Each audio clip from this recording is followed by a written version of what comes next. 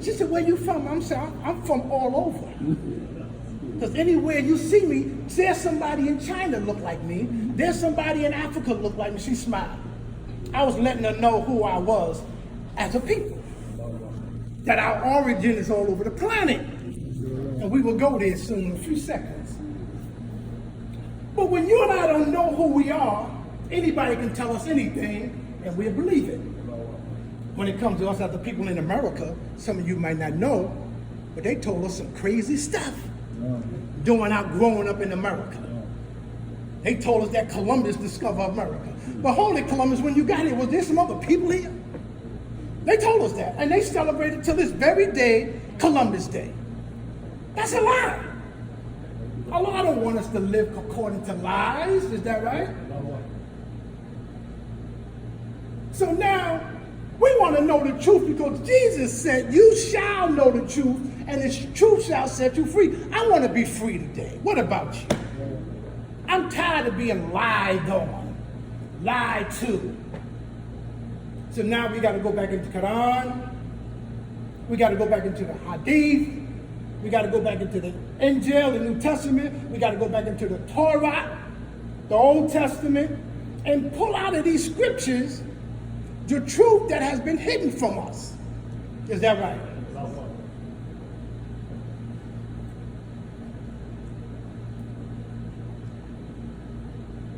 2015, I believe, when Obama was elected for the second time, there's a senator named Chuck Schumer. You ever heard of him? He's a white man, and he's one of those white men that will tell the truth sometimes. Not all the time. See, there are white people, we're taught by the Honorable Muhammad, they are Muslims, they are brothers and sisters in the faith, is that right? We accept that. Assalamu alaikum, alaikum assalam. They are brothers and sisters in the faith. There are some white folks that know the truth, but they won't talk too much about it. Well, Chuck Schumer is one of those white folks. And at Obama's second inauguration, he spoke before Obama, and he talked about the Capitol in Washington.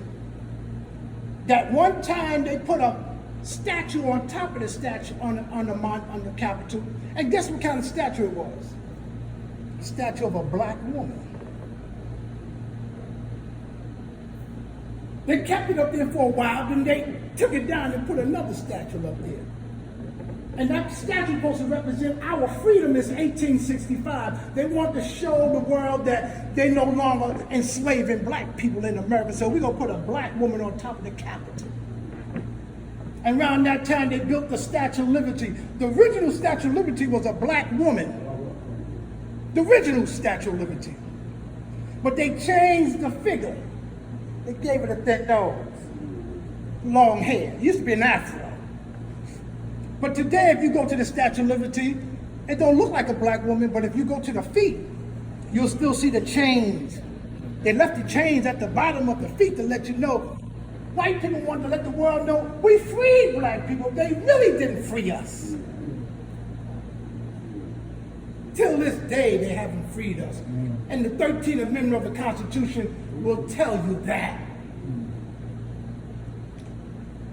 We're talking about being free today. Whether you're Christian, whether you're Jewish, whether you're Muslim, whether whatever religion you follow, Allah says in the Holy Quran, if you follow the book that I've given you, you have your day in resurrection with him. I'm paraphrasing. Is that right?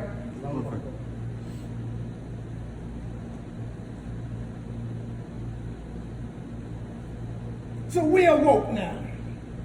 And the Most Honorable Muhammad said to us as black people in America, by us being asleep for so long, he said that when Mahdi come, he will waken us to that self-accusing spirit,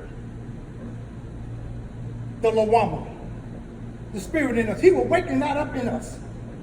And when it wakes up in us, we are new creatures in God today. When you see a Muslim raised up, born in America, raised with Islam, that's a good Muslim. Believe me, after all what we've been through, if you can wake that black man and woman up, you got a good Muslim. Why? Because we lived in hell all our life.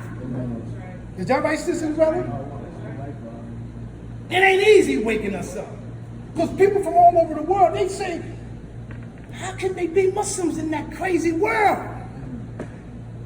A world where they saying it's all right for two men to be married. Same-sex marriage. Oh, you can't do that in the Muslim world. They'd kill you up in the Muslim world talking about you want to hold hands with another man and go to bed. They'd kill you over there. Is that right, brothers? The Muslim world? The sisters, you better not be holding hands with another sister talking about you want to marry. We don't play that in Islam. But this society wants us to accept that lifestyle. Oh no, Allah forbids that. Allah destroyed a whole city who practiced that. Is that right? Sodom and Gomorrah. Not a blade of grass grow there till this very day. Is that right? We want to wake today, family, to the knowledge of who we are. We want to not only reach the Lawama state, which is the self-accuser state, but we want to reach that state known as the Matma'inna, the soul at rest. That soul in us that makes us Muslims, and when you see us, you say, oh, he's a Muslim. She's a Muslim. How can you tell? Just look at her presence. Look at his presence. It represents peace, humility. When they speak the truth. When they live the truth. That's the stage we all want to reach.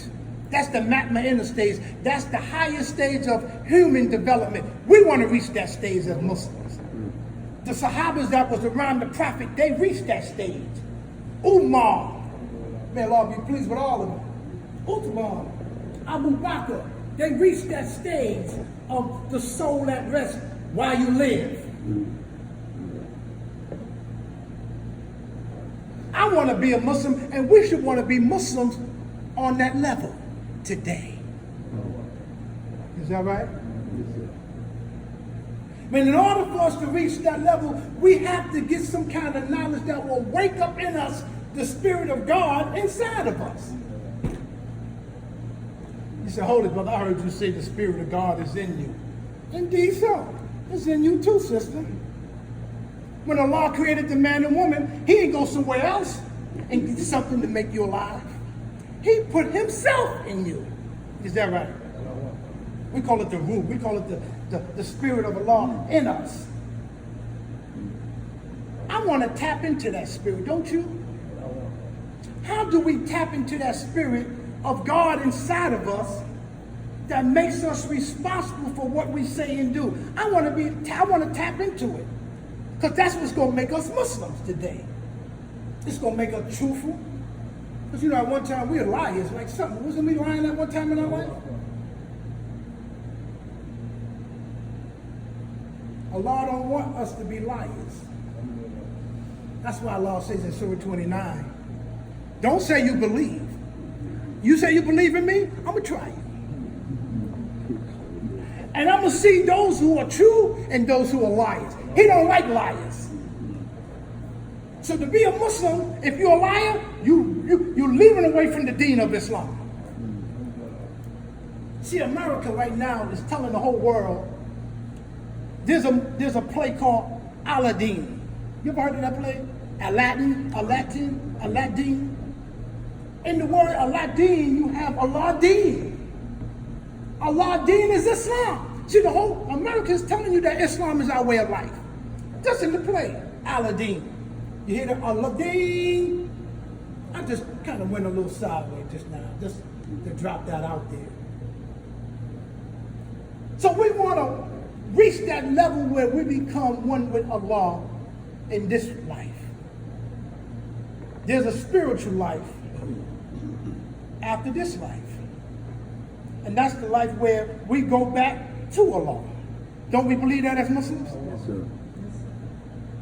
There are some Muslims in the world think that if they put straps of bombs around them and go and blow themselves up and killing sometimes innocent people, not only the enemy, but sometimes innocent people. They become, what you call those people that martyrs.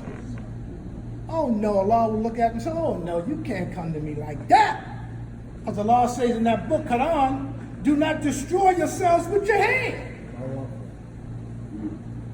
So you can't blow something up, brothers and sisters, and think you're going to meet Allah tomorrow. Allah says in Surah 2, verse 174, if you come to him like that, he will not even speak to you. Man, oh Allah, you're not speaking to me. Yeah, because the way you came to me, un-Islamic. Un-Islamic. I'm not accepting that. You got to come to me. Now, we die sometime in the cause of Islam. Surely my prayers and my sacrifice and my life and my death is all for Allah. There's sometimes we may have to die for our belief. But Allah wants you to die for the cause, not because you want to think you're the one. Is that right? But if you and I don't have knowledge of self, anybody can tell us anything. So now we're going to journey into history. Prophet Abraham, may Allah be pleased with him, in the Torah, in the Bible, God was talking to him. I was telling him about his future generation, that they're going to be a people, his seed going to be lost.